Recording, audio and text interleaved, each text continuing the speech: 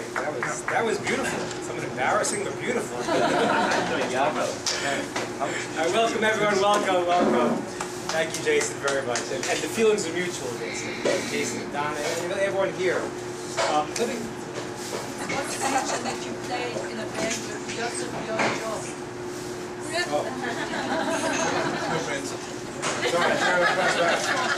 Right, Lynette's grandson was smacking on some things while we were playing. I remember, that's right. That's right. And he was very good. He's a future star. That's right. Okay, anyway, so welcome everyone. Let me start with a story. I like to start with stories. Here's a story I want to start with. It's a story told of a guy who was driving down the road, his wife, driving down the road, and what happens is that all of a sudden he hears that very terrible sound and that uncomfortable feeling, and he hears the siren behind them. It's the cops. Pull over to the side.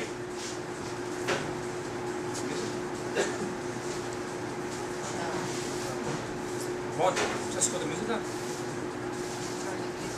It's on? Yeah. So here's an uncomfortable sound of Moroccan drums, I don't know.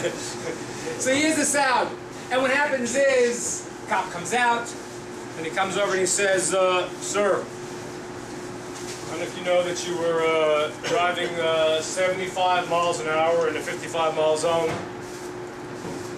I said, oh, officer. I'm shocked. I didn't know. I had my cruise control on. I was going according to the speed limit the whole time. His wife says, Harold, what are you talking about? You've been driving like a maniac all night. I've been telling you to slow down. The officer says, oh, I see. And sir, do you know that your brake lights are out? I said, oh, that must have just happened. I checked them yesterday and they were working. It must have just happened now. I was like, Harold, what are you talking about? I've been telling you for a month to fix your brake lights already. I see. And, sir, do you know that your registration is expired? Oh, that can't be. I just checked. I'm always on top of these things. And she says, Harold, I've been telling you for 2 weeks to take care of your registration. Harold gets angry and says, Sadie, one more sound, I'm going to pop you in the mouth. Paul says, oh, I see. Domestic violence.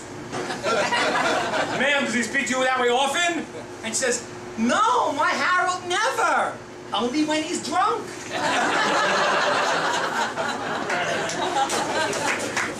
So, the first thing is, I want to thank Myra for the tequilas.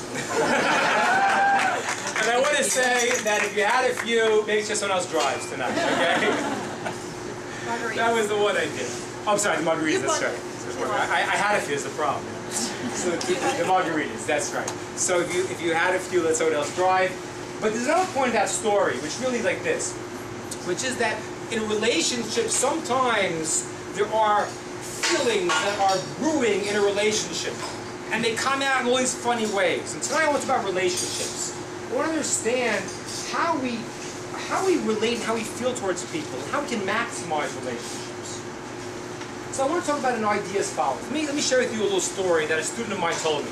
She told me that she was once having a nice conversation with a young man. A single woman, was talking to this man, and then in the middle of the conversation, she hauled back and smacked him across the face. Now, if you were seeing that, what would you think just happened?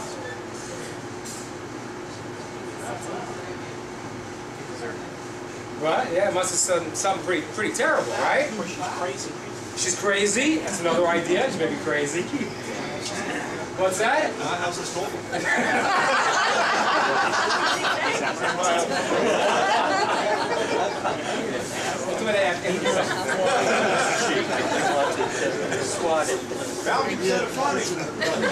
What did I say? That is exactly right. That's exactly right. This was in Houston, where the mosquitoes are like golf balls. And this giant mosquito landed on his face. So she turned around and she smacked and killed the mosquito. Thank you very much. But if you saw that, you would say, obviously, you know, he must have said something pretty bad. Now, but that's the wrong way to look at it. And the Jewish way to look at it is something called Dan L'Kafsut, judging someone favorably. If you see that story happening, you have to somehow, some way, see it in a positive light.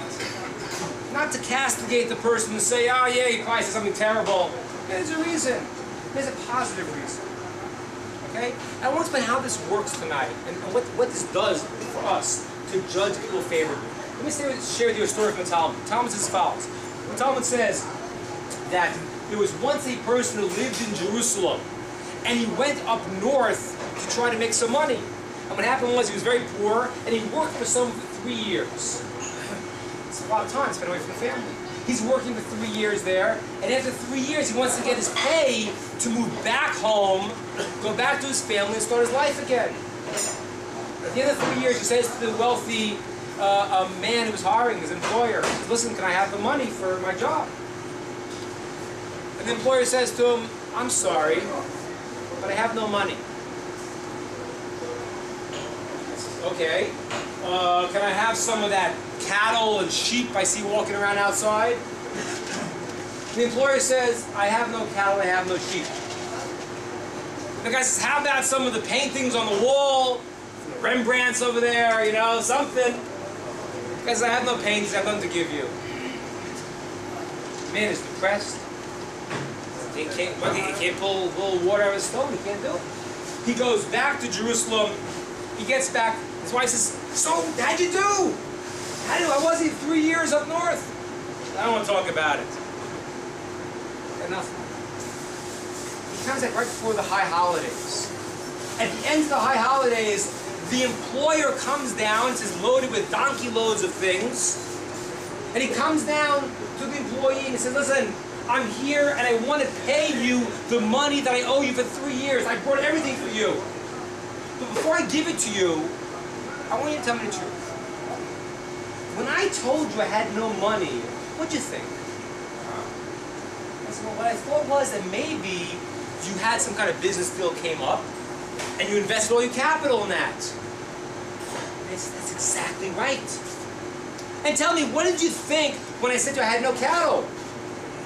So I thought maybe you had rented it out to someone. It wasn't your possession anymore. That's exactly right.